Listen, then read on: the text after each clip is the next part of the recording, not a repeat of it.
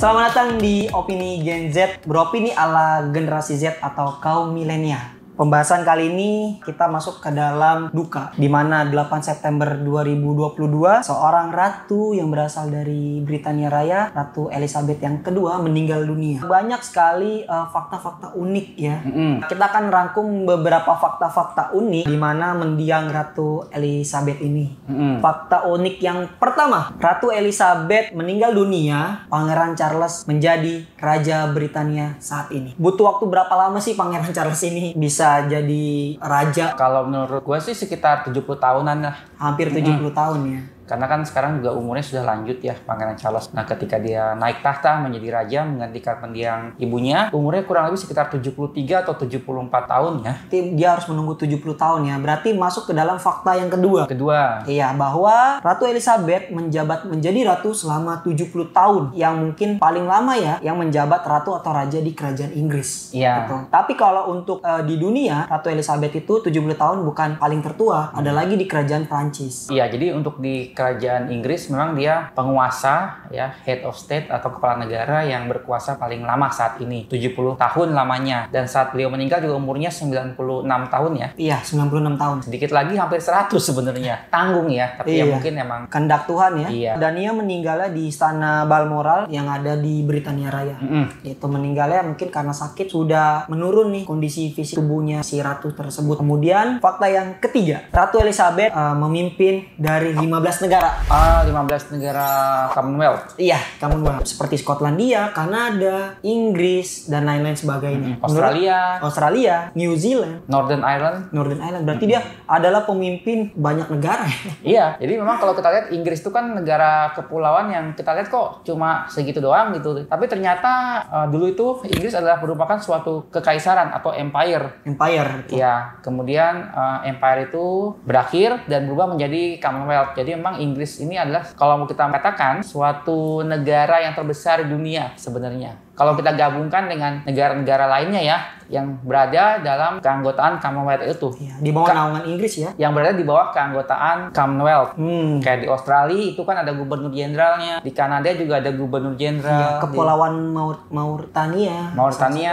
Di New Zealand atau Selandia Baru itu juga ada gubernur jenderal. Jadi kalau di Indonesia, dulu kita pernah dengar sejarah ada gubernur jenderal Dendels. Nah, sekarang juga gubernur jenderal itu masih ada. Oh, oke. Tapi dipakai untuk negara-negara yang masih mengakui Inggris sebagai pimpinan lah gitu. Di mana raja atau ratu Inggris sebagai kepala negaranya. Fakta yang keempat, meninggalnya mendiang Ratu Elizabeth II ini akan merubah lagu kebangsaan. Ya, kalau dulu judulnya God Save the Queen ya. Sekarang jadi God Save the King, cuma beda belakangnya doang sih. Iya. Yang kemudian perangko-perangko juga akan diganti. Iya, perangko kan pada saat ini itu masih gambar Ratu Elizabeth ya. Mungkin ada pergantian dan juga bisa mata uang juga bisa diganti. Uang, terus juga lambang yang ada di kepolisian. Iya, lambang di kepolisian. Terus lambang di angkatan bersenjata seperti itu. Belum lambang-lambang yang lain yang di situ ada gambar kepalanya dari Ratu Elizabeth kedua harus diganti dengan gambar dari atau wajah dari Raja Charles ketiga. Iya. Mungkin itu dilakukan nggak langsung serentak ya. Dalam beberapa bulan ke depan. Mungkin bertahap ya, satu persatu ya. Itu kan nggak mungkin langsung tiba-tiba semua diganti semua gitu. Persiapannya juga cukup mepet gitu ya. Iya. Fakta yang kelima, Ratu Elizabeth II adalah pemimpin negara yang berjenis kelamin perempuan kedua di Britania Raya. Yang pertama Ratu Elizabeth yang pertama. Iya, tentunya pertama. Tapi itu keren ya, yang namanya Elizabeth tuh keren-keren loh. Ratu Elizabeth pertama juga salah satu pemimpin yang luar biasa ya. Dan sekarang juga Elizabeth kedua yang menurut gue juga seorang pemimpin yang luar biasa juga. Apalagi nggak begitu muda ya, 70 tahun dia menjabat menjadi ratu. Iya. Negara Inggris menjadi negara yang paling aman, yang paling stabil nilai mata uangnya ya. Tidak krisis cuman tapi tidak begitu parah gitu. Iya, kondisi ekonomi up and down. Dia mengalami beberapa permasalahan juga, tapi selalu bisa mengatasi ya. Baik itu masalah politik, masalah ekonomi, masalah sosial, dan juga masalah-masalah yang berkaitan dengan kehidupan pribadi, keluarga kerajaan. Iya. Beliau bisa menangani dengan baik sekali gitu ya. Fakta yang keenam, Ratu Elizabeth tidak diwajibkan untuk membayar pajak. Ya. Tapi beliau dengan sukarela membayar pajak kepada negara Inggris tersebut. Walaupun dia adalah pemimpin negara, tetapi dia harus wajib membayar pajak agar diikuti oleh warga negaranya supaya taat pajak. Ya, jadi kan kalau Ratu atau Raja Inggris itu kan semuanya itu kan negara memungut pajak itu sebenarnya atas perintah raja. Iya. Dan kalau kita bedakan ya negara kerajaan dengan republik, negara kerajaan itu adalah suatu wilayah di mana raja adalah sebagai pemilik dari tanah itu sebenarnya. Jadi memang raja atau ratu tidak dipaksa untuk membayar pajak karena pajak itu ditarik atas nama dia. Atas nama dia. Iya. Jadi kalau memang dia mau membayar pajak, ya itu tentunya atas inisiatif pribadi dan itu contoh yang sangat baik sekali ya bahwa tiap warga negara mulai dari tingkatan yang bawah sampai yang atas ya tetap harus wajib taat pajak ya. Iya, untuk kemajuan suatu negaranya dia nih, iya, keberlangsungan ekonominya dan lain-lain. Oke, nah buat teman-teman nih ya yang sedang bingung mencari tempat tongkrongan asik di seputar Bekasi, nah kita punya rekomendasi sebuah tempat untuk nongkrong yang sangat oke nih, namanya Komposisi. Nah, Komposisi ini dia menyediakan berbagai jenis minuman baik dari kopi, red velvet. Selain itu juga tersedia makanan ringan dan juga makanan yang berat ya, tentu dengan harga yang sangat terjangkau. Yuk rame-rame kita nongkrong di Komposisi Cafe. Nah, untuk Komposisi Cafe ini di Bekasi itu ada 2 cabang ya. Yang pertama ada di daerah Agus Salim, lalu yang kedua ada di daerah Tambun. Nah, untuk alamat lengkapnya bisa sobat cek di kolom deskripsi yang ada di bawah video ini. Dan jangan lupa sobat-sobat untuk follow Instagramnya Komposisi. Nah, seperti ini ya. Ini contoh dari minuman red velvet. Nah, sekarang saya mau minum ya. Cheers. Cheers. Enak banget ya. Dan tentunya segar sekali. Jika sobat bingung mau ngopi di mana, lengkapilah dengan Komposisi. Fakta unik yang ke-7, Ratu Elizabeth II memiliki beberapa properti. Salah satunya ada di Istana Balmoral dan juga di Istana Buckingham. Nah, kalau Istana Balmoral itu adanya di Skotlandia ya. Kalau Istana Buckingham itu ada di kota London. Selain itu, Ratu Elizabeth juga masih memiliki beberapa properti lain seperti Kensington Palace, lalu ada St. James Palace. Oh iya, jangan lupa nih, Ratu Elizabeth juga selain punya istana atau palace, dia juga punya yang namanya castle atau kastil. Nah, salah satu castle yang terkenal adalah Castle Windsor. Nah, itu yang merupakan rumah utamanya dia. Karena kan Ratu Elizabeth II itu berasal dari House of Windsor. Nah, House of Windsor itu punya castle namanya Castle Windsor itu. Dan tentunya masih banyak lagi ya, baik castle maupun istana-istana yang luar biasa. Fakta yang ke-8. Sebelum sakit, Ratu Elizabeth II sangat sering minum alkohol yaitu wine. Oke. Wine dengan strawberry. Selain wine juga beliau suka minum tonic ya. Dan Dubonis biasanya untuk makan siang. Kalau makan malam biasanya beliau minum wine.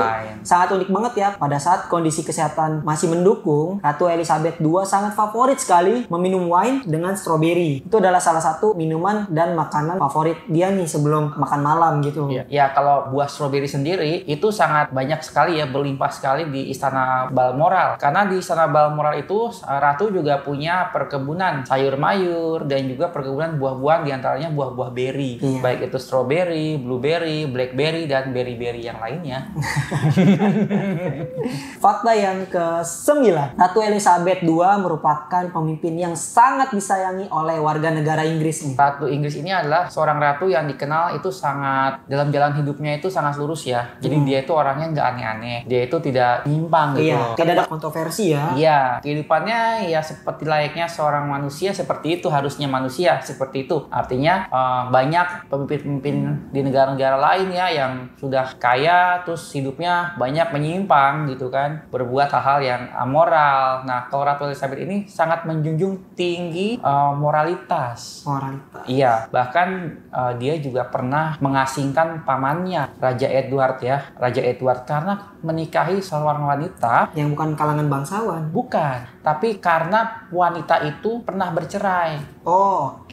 Nah, pernah bercerai tapi cerainya cerai hidup, bukan cerai mati. Nah, karena hal seperti itu tidak diizinkan di dalam keluarga kerajaan. Jadi otomatis pamannya ini harus tahu diri lah dan harus hidup di pengasingan. Kalau nggak salah tinggal di Prancis, seperti itu. Nah, jadi kan kita lihat rakyat Inggris juga melihat, oh ini ratu sangat ini sekali ya, menjunjung tinggi moral gitu loh. Kenapa sih kok nggak boleh menikah dengan perempuan atau seseorang yang sudah bercerai, cerai hidup? Kenapa? Ya karena dia membawa itu. Raja atau Ratu Inggris itu kan sebenarnya juga sebagai kayak pausnya lah. Iya. Paus di gereja Inggris. Jadi ya dia dia harus menjalani kehidupan sesuai dengan apa yang tertulis di kitab suci gitu. Kitab suci kan nggak boleh bercerai. Apa yang sudah dipersatukan Tuhan tidak boleh dipisahkan atau diceraikan oleh manusia. Makanya itu keluarga kerajaan Inggris nggak bisa menerima hal seperti itu gitu. Karena menentang posisinya sebagai kepala gereja. Kepala gereja Inggris loh ya. Dan memang masa kehidupannya Ratu Elizabeth II ini juga memang ditunjukkan dengan beragam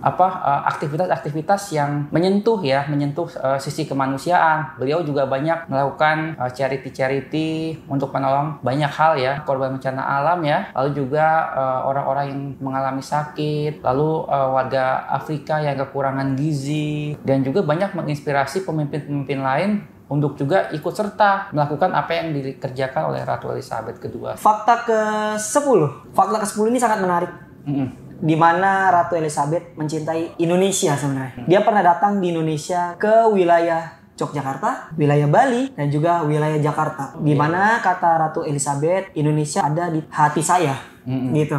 Saking cintanya pada negara ini. Pendapatnya? Ratu Elizabeth II pernah berkunjung ke Indonesia, kalau nggak salah ya, di tahun 73 atau 74 ya. Ya, sekitar segitulah ya. Pada saat itu pemerintahnya masih dipimpin oleh Presiden Soeharto. Dan saya rasa Indonesia dengan Inggris juga banyak memiliki kedekatan-kedekatan ya. Iya. Karena kan di masa lalu juga kan, di masa kolonial Belanda, Inggris juga sebenarnya juga ikut masuk ke Indonesia juga. Jadi memang beberapa tokoh-tokoh Inggris sudah dikenal oleh tokoh-tokoh masyarakat di Indonesia seperti itu, dan berita mengenai Nusantara juga sampai ke telinga Ratu Elizabeth II. Iya, gitu. Dan juga di masa raja-raja Inggris terdahulu seperti itu. Jadi nggak cuma nyampe di kupingnya orang Belanda aja, enggak. Iya. Jadi seluruh Eropa itu sebenarnya pada masa itu juga sudah sangat mengenal Nusantara itu seperti apa. Oke. Iya. Apalagi Ratu Elizabeth itu menyukai Indonesia adalah karena dari iklim cuaca, budayanya, iya, dan masakannya terpenting ya. Nah, itu adalah 10 fakta unik Ratu Elizabeth yang kita rangkum menurut pendapat OGZ. Iya. Mungkin segitu aja video dari kami. Jangan lupa teman-teman bisa subscribe, bisa like, bisa komen, bisa di-share video ini, dan juga jangan lupa teman-teman bisa tekan tombol loncengnya. Kita berdua cabut and see you.